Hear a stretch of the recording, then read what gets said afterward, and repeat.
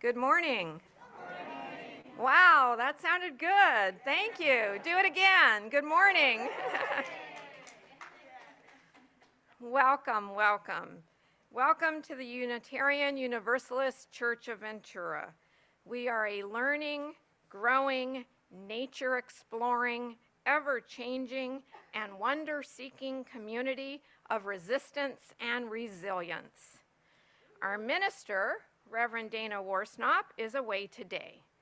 I am Worship Associate Xina Kingshill, and I am joined by Worship Associate Celia Ortenberg, and a whole team of folks who have collaborated to bring this service into being, including our guest presenters, Joe Osborne, Erica Duffy, and David Smith, who are members of our own beloved community. We will also be treated to reflections about their personal pandemic experience sprinkled throughout the service. And we will debut the creative poetry of Susan Franzblau and Joyce Lombard. Come, let us worship together.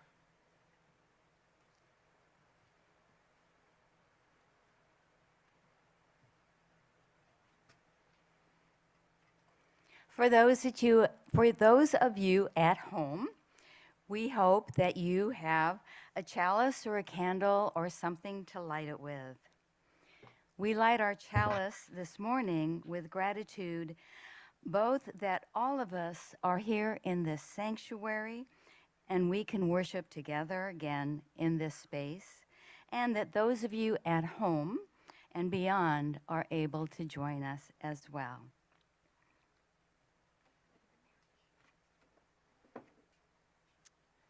And our trusty light that we lit already has decided to die on us.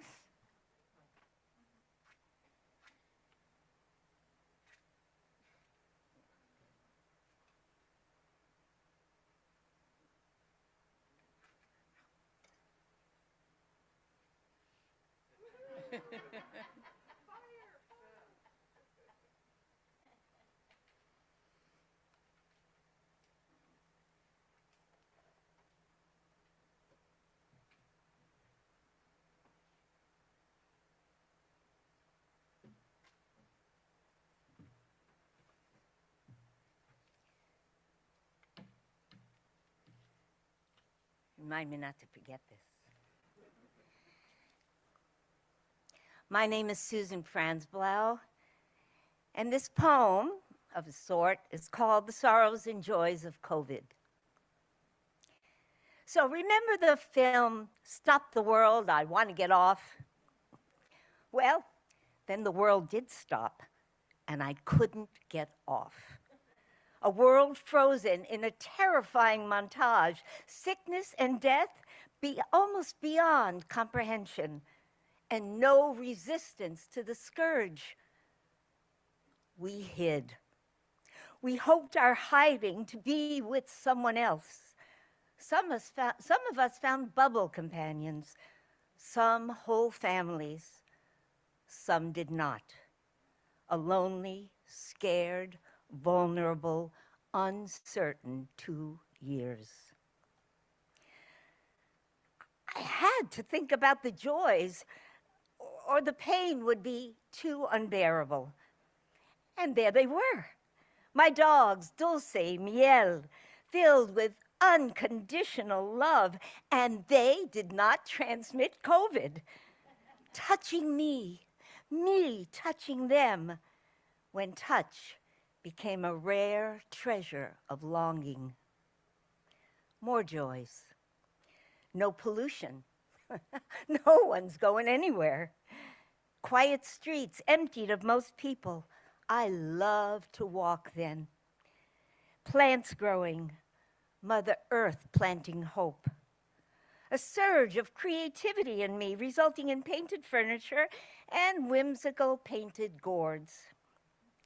British TV and film, and the art of streaming, and the end of Trump in my face.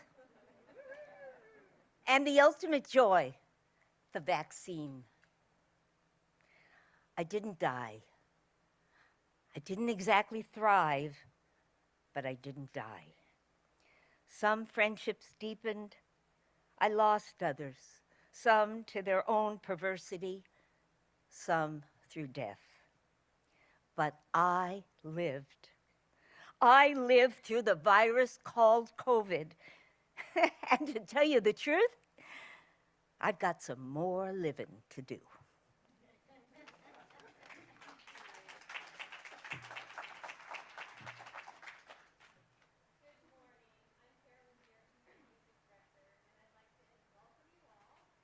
Welcome you at home. Our opening hymn is I Know This Rose Will Open. If you would rise in body or spirit, and we will sing it 2 times through.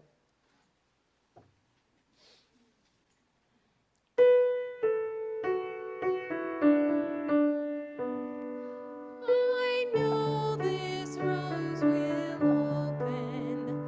I know my fear will burn away.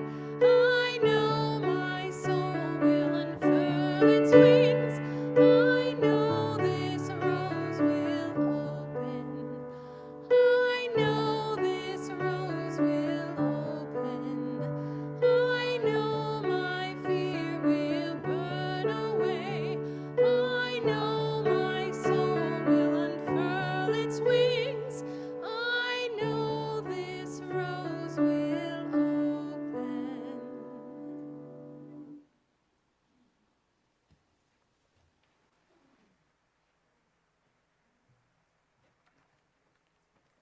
Good morning, everyone. Hi, hi. Hello to those in the sanctuary, and a special hello to those at home tuning in on Zoom or YouTube. Hi, hi. My name is Fidelity Ballmer, and I am the Director of Religious Education here at UUCV. So, I finished my senior year of college on Zoom. Like students of all ages, you can imagine it wasn't how I was hoping senior year would pan out and how graduation from college would pan out. And yet, I'm finding as I move on into the professional world that I am actually a little bit nostalgic for some of those Zoom classroom moments, and you might know a few of them. Playing silly icebreakers, sending my friends private messages on Zoom. Can you believe the professor just said that? The little heart reaction when someone says something meaningful and you just got to do a little heart, of course. Maybe even the awkward silence at the beginning of a breakout room. Are they going to talk? Should I talk? And then someone finally talks right as you decide to finally jump in. No, you go. No, you. Okay, I'll go. No, you. Okay. Or my absolute favorite, the one that does not go away. No, you're on mute. We can't hear you. You're on mute, right? But in all seriousness, I met some remarkable friends in my senior year classes on Zoom. Friends I have never met in person, not even once, but the relationships stay strong. So today's story reminds us to accept and treasure the little moments we are given, and that little moments on Zoom can be meaningful too. Please enjoy Good Morning Zoom, a parody, written by Lindsay Reckler, illustrated by June Park. In your living room, there was a computer and flowers in bloom, and a picture of all the kids from your class on Zoom. And there was your mom and your dad working on an iPad, and grandpas and nanas waving to cameras, and mom in her top she's been wearing nonstop. Pillow fort by the door, and a game on the floor. And out on the streets, you hear the sirens call, and your cheers for the heroes helping us all. Good morning, room. Good morning, Zoom. Good morning, friends you hope to see soon. Good morning, light and a world not quite right. Good morning, Dad and his iPad. Good morning, nanas. Good morning, cameras. Good morning, top mom's been wearing nonstop. Good morning, forts and games of all sorts. Good morning, grocery store and packages at your door. Morning silence fills the air. Goodbye to sirens everywhere. Good morning, light. There's new hope in sight. Thank you, heroes who will make things all right. Good morning, room. Good morning, Zoom. Good morning, world. We'll see you soon. So I love children's books like this one for a reason. This you would find in the social emotional coping with world challenges section of the library, right? But these stories are so helpful, not just for children, but for us too, adults. When we see our current reality reflected in words and pictures, we're reminded that what we're going through is really challenging, and it's also worth writing about. It's worth drawing pictures about. Those little moments on Zoom, waking up in the morning, having your coffee, those little stories you're thinking of now that matter to you during the pandemic, those moments mattered. They're worth writing about. Thank you.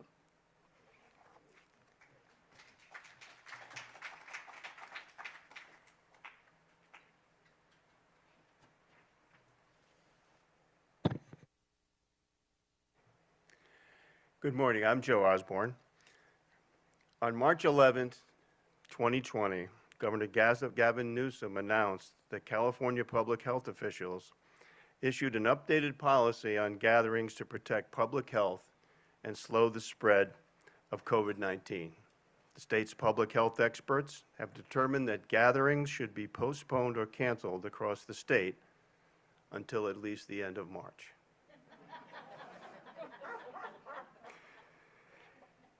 We can see the humor in that now, but at the time, it presented quite a challenge to this community. How were we going to be able to maintain our connections, especially Sunday services, given this challenge put down by the state? So immediately a call went out for technical help to set up software for use in broadcasting the Sunday service. During that time, Jimmy Vasquez, Kitty Merrill, and myself, with a few others, began to look at software platforms to use for our services. And this is where Zoom first entered our conversation. The following Saturday, which was March 14th, we had a rehearsal of what it would look like. And yes, we had the "you're on mute" quite a few times.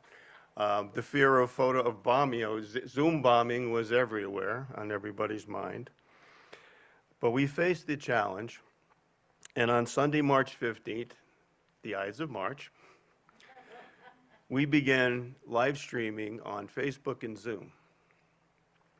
And to this day, I can still remember with trepidation sitting at home watching this through Zoom saying, "Oh my God, I hope nothing bad happens." And it didn't. It was wonderful. Over the next month or so, we slowly moved away from Facebook live streaming. It provided too many challenges. It was just not the kind of platform you could rely on. And we began to we migrated pretty much to Zoom and eventually settled on Zoom and YouTube as our online platforms. And for those of you out there today, you are still using those platforms. Zoom and YouTube have actually continued on, and it's one of the changes, I think, positive changes that may be coming out of this horrible pandemic. Now, as we migrated to Zoom, more of the folks in our congregation found themselves in need of some help, some technical help. So every Sunday, I would post my phone number in the chat in Zoom, and I had a bevy of phone calls from people who had trouble with, setting up their computers to run Zoom. And the fascinating thing about this is that these are people that are extremely well educated, and yet when they would talk to me, they'd say, "But I feel so stupid about this." And I would tell them, no. this is the case of being stupid, it's just a skill. It's a skill that needs to be learned that we just haven't really bothered to foster. So they all came up to speed pretty quickly, and sooner or later I became the Maytag repairman. As everybody seemed to come up to speed, and now it's a pretty silent telephone. The work I did for the folks in the congregation was very gratifying. I got to meet a lot of nice people that I hadn't had the chance to meet, either through services or whatever, and I found that to be very beneficial for me spiritually, and gratifying that I could help so many folks stay connected to this wonderful community.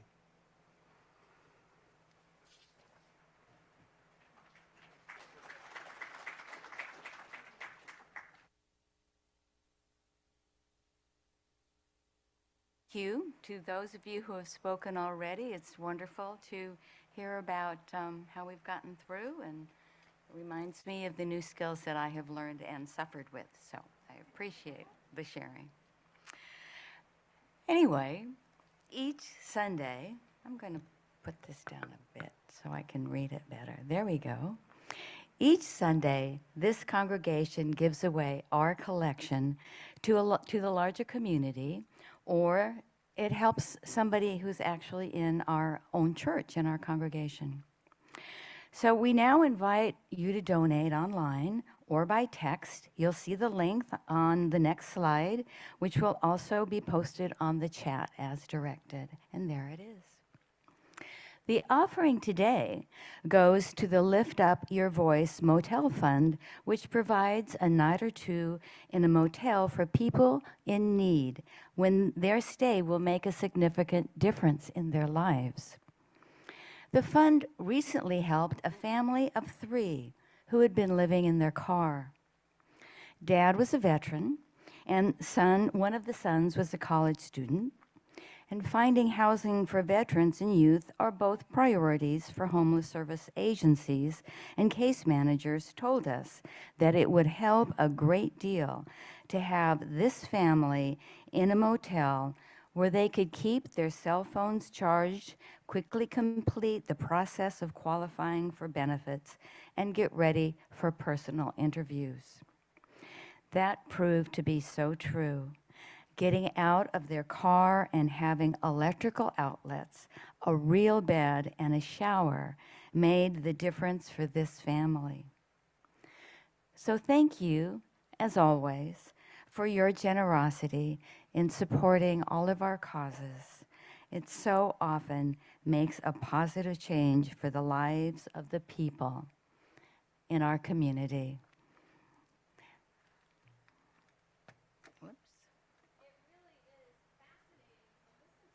Stories and feel the importance of us telling our story and this history that's been created over the last 2 years.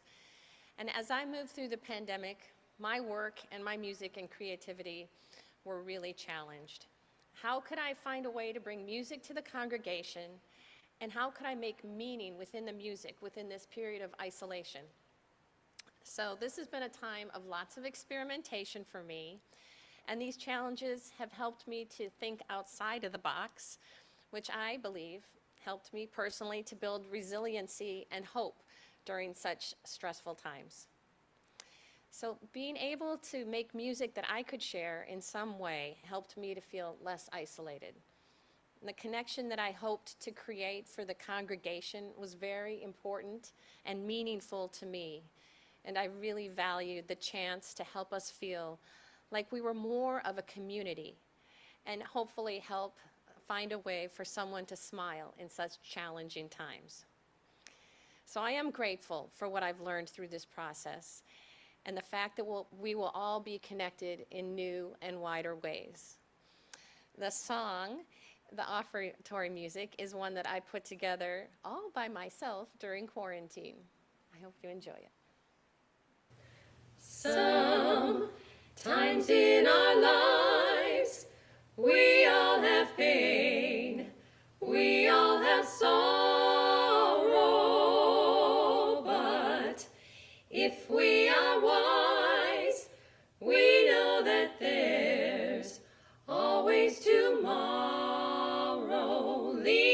me. When you're not strong, I'll be your friend. I'll help you carry on, for it won't be long till I'm gonna need somebody to lean on. If there is a load you cannot bear, that you can carry, I'm right up the road. I'll share your load if you just call me, lean on me. When you're not strong, I'll be your friend. I'll help you carry on, for it won't be long till I'm gonna need somebody to lean on.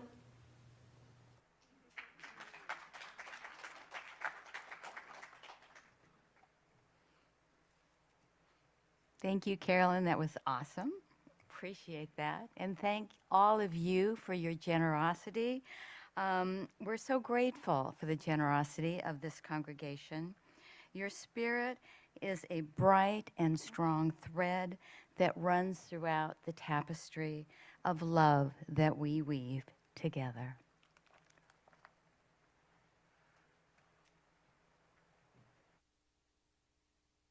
Good morning. I'm Erica Duffy, and I barely survived the COVID-19 pandemic in the emotional sense. I'd consider myself a fairly resilient woman, ready for most anything, but what I was not ready for was being a parent during times of quarantine. As soon as the city of San Francisco made the decision to shut down, I became a little concerned, but thought, oh, they're just being cautious. Then the kids' school decided to shut down, and I thought, oh, all right, closing schools would be smart as this virus goes away. We've had bad flu seasons in the past where the CDC would recommend people staying home, so this was just a good idea. My coworkers agreed that we could work from home, so I packed up some office supplies, brought my phone home, and thought, oh, this will be fun for a few weeks. Then those few more weeks went by, and we learned school must go on, and the kids would have classroom time with their teachers on Zoom chats. Easy. What could go wrong? It was nearly the end of March, and only a few weeks left for Meredith in the 3rd grade and Gracie in the 4th. I received the email of where and when I'd pick up the school district assigned laptops, and the kids were excited for computers of their very own. The kids envisioned hours of YouTube watching, and I envisioned hours of typing tutor in their spare time. I thought the school program would be similar to the actual school day, with an 8 a.m. start, a break for lunch, and then more academics until 3. I'd be on my own work computer in the corner, and wasn't it going to be great fun with all of us at home clacking away in unison on our little laptops? This was only going to be for a few weeks after all, and then we'd go back to our normal routines. But then by week 3, the amusement started to lessen. The initial feeling of coziness and the anticipation of spring was starting to get overshadowed by the fear of the virus itself. I tried to be the parent who clipped off the TV when the newscaster quoted the statistics of the death tolls, but I too was glued to CNN, watching in horror as major epidemiologists around the world kind of scratched their heads as to what we could expect. Suddenly, every book I'd ever read and every movie I'd ever seen about plagues suddenly was a reality. Toilet paper was flying off the shelves. Lysol spray and Clorox wipes were nowhere to be found. I had a girlfriend who stayed up late to click add to cart at 2 a.m. to hoard her supply, and I met her in the valley with avocados to trade for her bleach wipes in some sort of clandestine transaction in a Trader Joe's parking lot. Who am I? Paranoia was starting to set in for all of us. The kids were asking me the tough questions. Are we going to die from COVID? Of course not. But I didn't know. I was secretly scared for my elderly mother and my sister back in New York. I had everything delivered to the house, anything coming in to avoid the outside world. My husband, Mike, still had to go out every day for his work in the public realm, and upon his return to home, I made him leave his shoes outside, which I'd spray with Lysol, then make him immediately disrobe. I don't care if the neighbors see you in your underwear. Place his clothes in the washer, and then take a shower that would have even made Karen Silkwood proud. I lived in fear, vowed not to go anywhere, and wouldn't let the kids go with me even to walk the dog.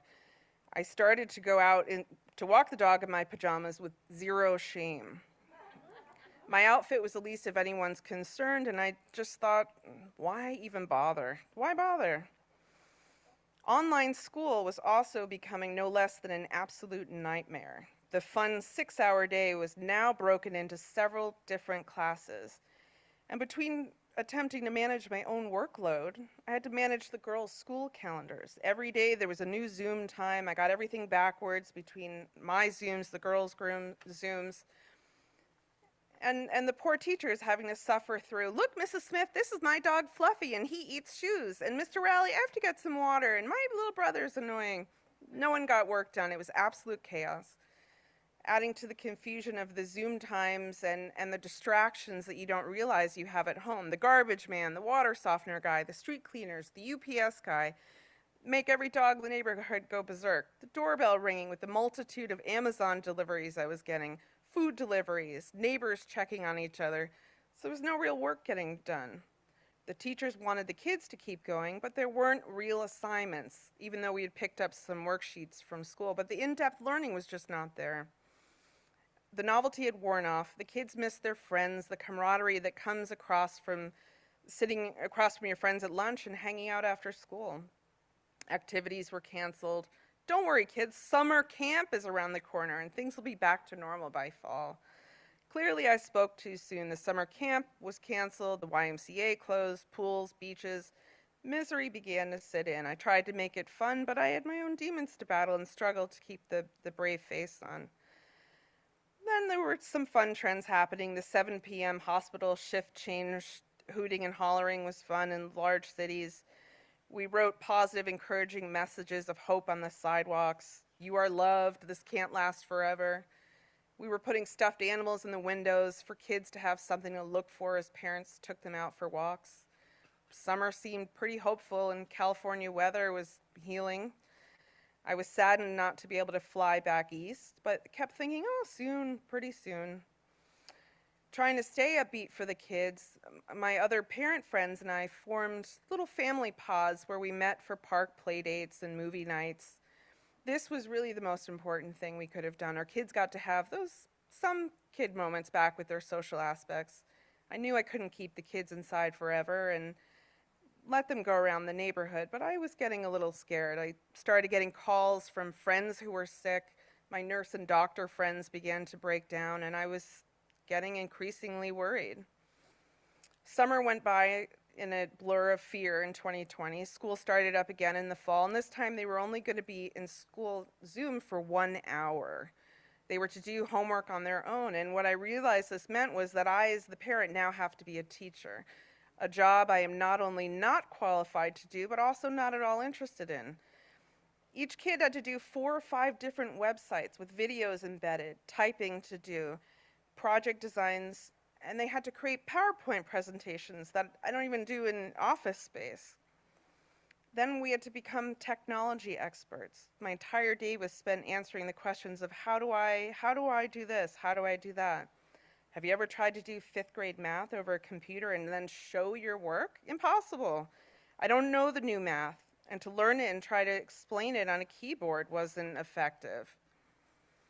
It was starting to break us. By December 2020, I was over it completely. While crying to my educational psychologist friends, she told me, hey, simply focus on the kids' reading skills. They'll learn everything else in time. She said it was much more important to keep the kids psychologically happy and healthy, as the negatives would be harder to fix in the long term. Learning math can be taught any time, and sort of hearing that gave me permission to let go a little. I stopped fighting with the kids to get online for that hour-long class. As long as they read books and didn't veg out, I saw it as a win. I got my first vaccine in February 21, And suddenly everything was hopeful. Gracie was able to graduate that spring with a drive-through graduation. Vaccine rollouts were happening, and I saw we were going to be okay. We learned the lesson of adaptability. We rolled with the punches. We made do with what we had. I complained often, yet the truth is I enjoyed being home. We got to spend quality time together as a family. I hugged them more, I cooked more at home, watched crazy television such as The Tiger King, and realized I actually enjoyed the time I had to do nothing but relax. I called on my friends on the actual telephone and spent hours catching up and sharing memories rather than texting or via social media. Last summer, the girls' summer camp was able to reopen. It was the same summer camp I attended as a kid. It's a small New Hampshire island in the middle of a giant lake where no cars or even bicycles are allowed, and the only way on and off the island is by boat. So after the first 5 days of the campers testing negative, the kids were free to go maskless, as no one was allowed on and off the island, and it was a relief that they got to finally be kids again and remember that what that was like. They were normal. Back home, I held my breath waiting for the school district's decision to return to campus and celebrated that return to normalcy. Meredith began 5th grade and Gracie began middle school. And yes, they are behind in math. Their handwriting is terrible, but they'll learn it. It's fine. I think maybe we're overcompensating now with all the activities and social gatherings, but they're thriving. Maybe being at home for 2 years was just what we all needed. The time of self-reflection, the time to be together, and the time to make those memories. Being at home was the calmest I've been in years. Maybe not, but I was a little sad when the boss called us back all to work last year, and I enjoyed making that sourdough bread and staying in a safe cocoon protected from the rest of the world.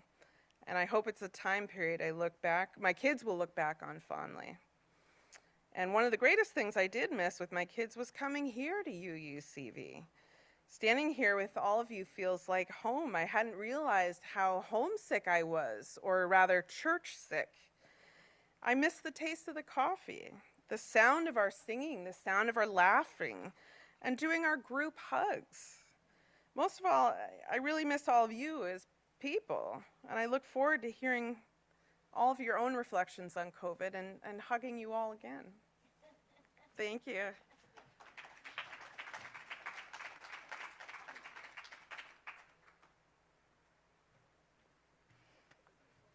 Thank you, Erica. What a perfect lead into Joys and Sorrows. That's a great insight into parenthood during COVID. And it's time for Joys and Sorrows. This is the time when we offer up some personal joys and sorrows that grace our lives. You may email your joys and sorrows to joysandsorrowsventura.org. And those that we receive by 10 o'clock on Saturday will be read the following morning. Those received after 10, I'm sorry, we all need to get to bed. They'll be read the following Sunday. Together, now in our physical space, in our sanctuary, we drop water in stones in water for each joy and sorrow. The ripples that go out remind us that we are all connected. In our online sanctuary, we see the images of the ripples and that remind us of our connection with one another. I now invite all of you to speak aloud or in your heart or write on the chat names of those you wish to celebrate or memorialize, or those who may be in need of our loving embrace. By invoking their names, even when we may not hear them, you may bring them into this circle of caring that we call community.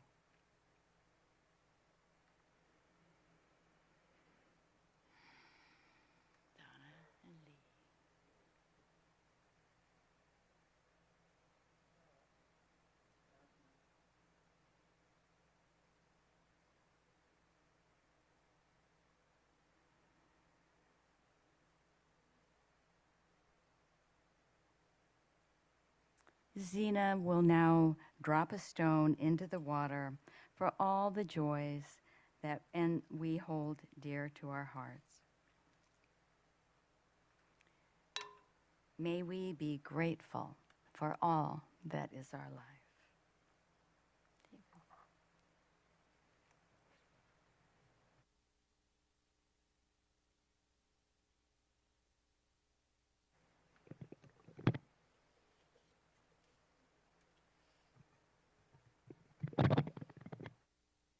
Hello, I am David Smith.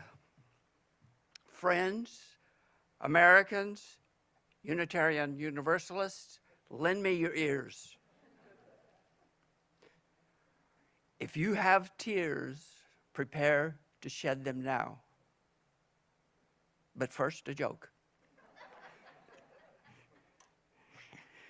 This was the week before I was going to do my first stand-up routine in a comedy club.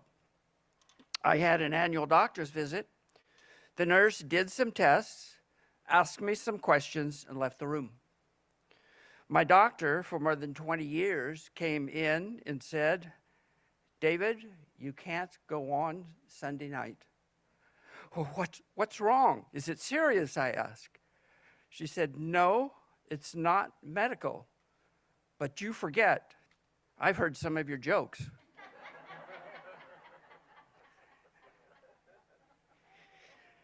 The past 5 years have really screwed with my mind and my emotions.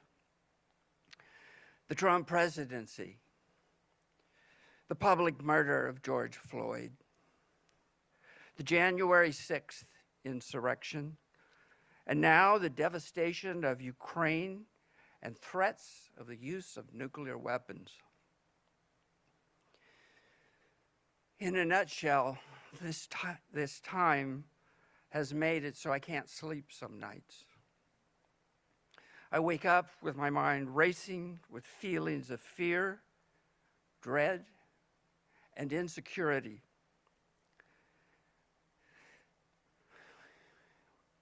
Where do I find the strength to get me through the night and to get me through the week? One way is I come here with my spiritual partners and friends. I also find strength in the words of Stand By Me, written by Ben E. King, and slightly modified by Grandpa Elliott in the Playing for Change version of this song. They informed this well-known love song into a call for a love of humanity, all of us. When the night has come and the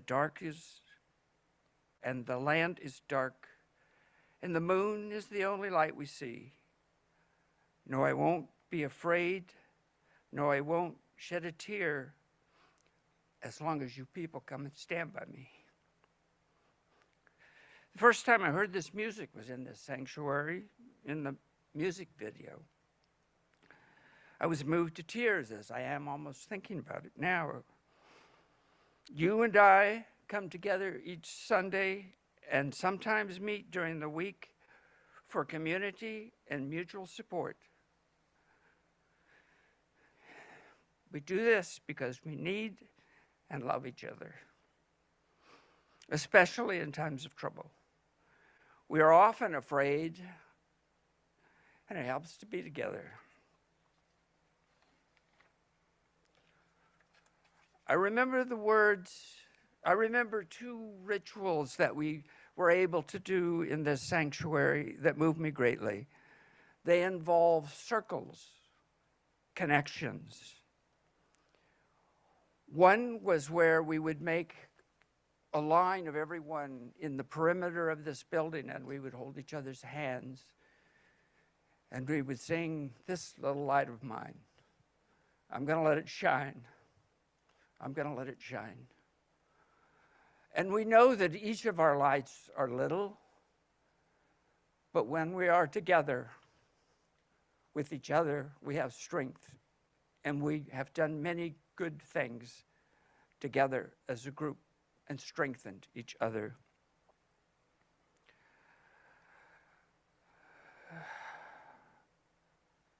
We are in a place right now where we need a few, The second ritual, some of you will remember, but not all of you. We had a ritual for when our high school seniors are going to go out into the world and they are going to leave us. And if you can imagine 110 people in the chairs where you now sit, we would sing the Joni Mitchell song, The Circle Game. And the seasons, they go round and round, and the painted ponies go up and down. We're captive on the carousel of life. We can't return. We can only look behind and go round and round in the circle game. The last 5 years have convinced me that things can always get worse for a lot of people.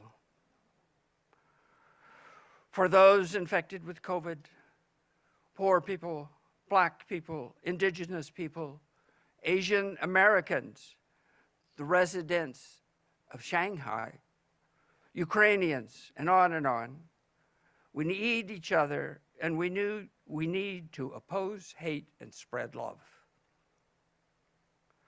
We also need this specific church to be a strong presence in this community and stand by those who are outside of our doors. But our institutional strength is not a given. It starts with love, but it takes work and it takes volunteer leaders. We are in a place right now where we need a few good people to step up and lead or learn how to lead. We need a treasurer for this congregation. We need a chair of finance. We need 2 or 3 new members for the generosity team. And it shouldn't surprise you that some of your leaders are tired. If you can step up, contact Gary Zenik or contact me or Yukio Okano. We need to revive our leadership. We need to give some people a rest. We are now near the end of my presentation, so I ask myself, am I afraid because of the last 5 years? Yes, I'm afraid of the future.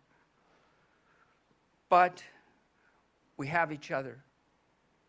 And so my final answer is about being afraid. No, I won't be afraid. No, I won't shed a tear. Just as long as you people come and stand by me. Stand by me. Stand by me. Stand by me.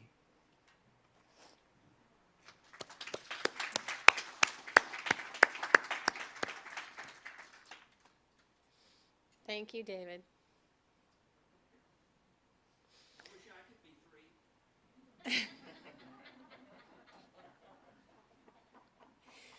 Well, I didn't choose Stand By Me for our song today, and I don't have the music, but we'll do that really soon. All right. Please join me in our closing hymn, When the Spirit Says Do. Rise and body your spirit.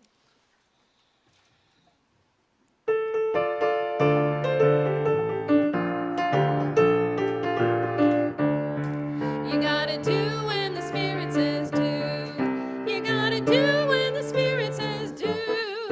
When the Spirit says do, you gotta do. Oh Lord, you gotta do when the Spirit says do. Spirit says do. Spirit says do. Spirit says do. Spirit says do.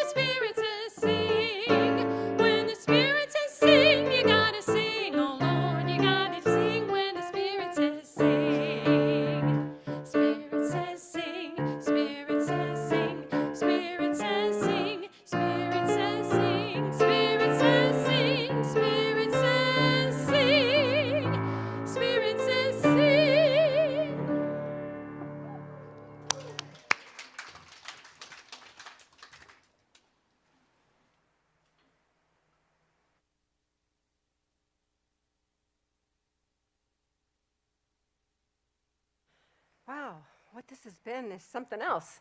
Thank you all. Ah.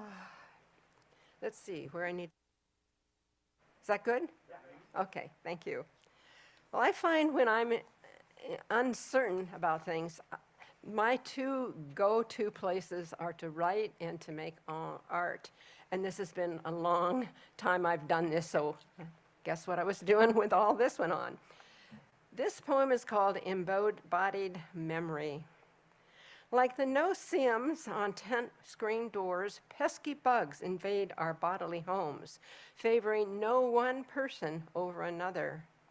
Before our minds wrap around meaning-making, harsh words lock down, drain our days away from the familiar.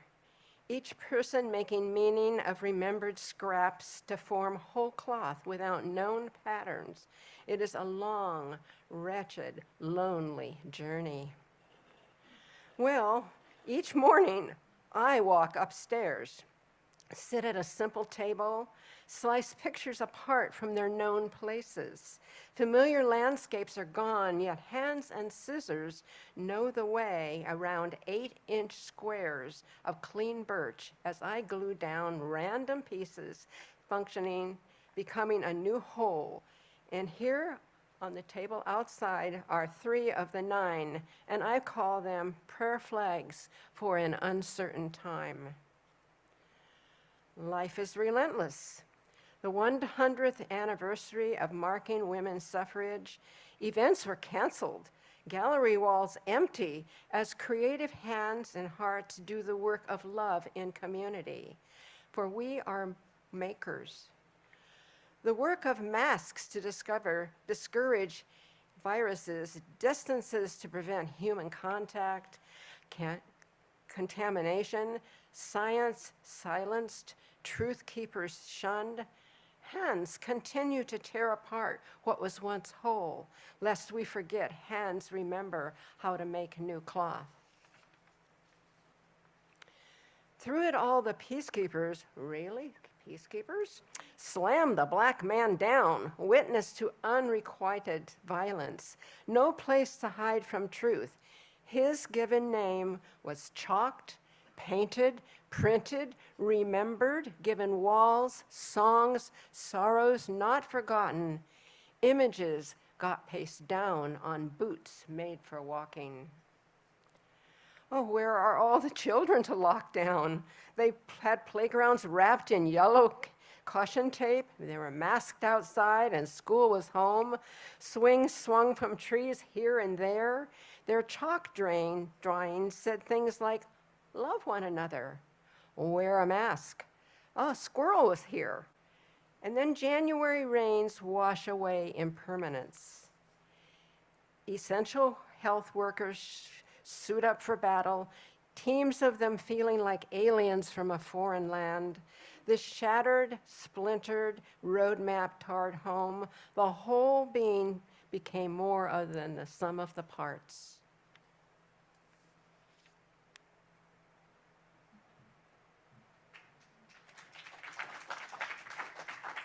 Oops, excuse me, I'm sorry. Thank you, Joyce. After the postlude, everyone online will be placed in breakout rooms for a virtual coffee hour. Coffee hour for those here in the sanctuary will be held right outside the front door, and there you will be able to see some of the art that Joyce created and spoke of in her beautiful poem. But for now, please join me in reading the words on the screen, and then join us in extinguishing the chalice at home. We extinguish this flame, but not the light of truth, the warmth of community, or the fire of commitment. Those we carry into our hearts until we are together again.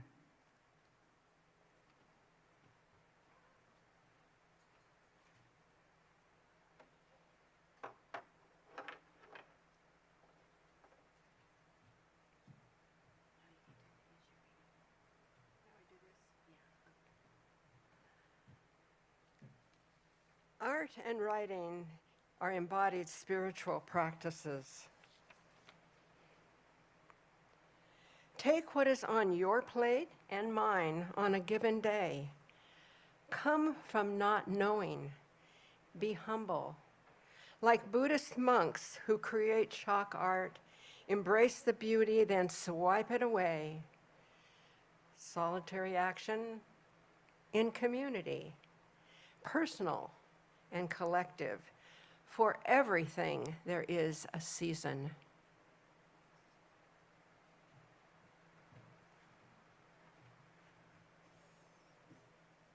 A big thank you today for everyone who stepped up to help with this service. When asked to participate, all I got was yeses unless someone was going to be gone this weekend. You all fill my heart. So now if we would stand together, go forth in love, go forth in peace, go forth and be humble, and may it be so.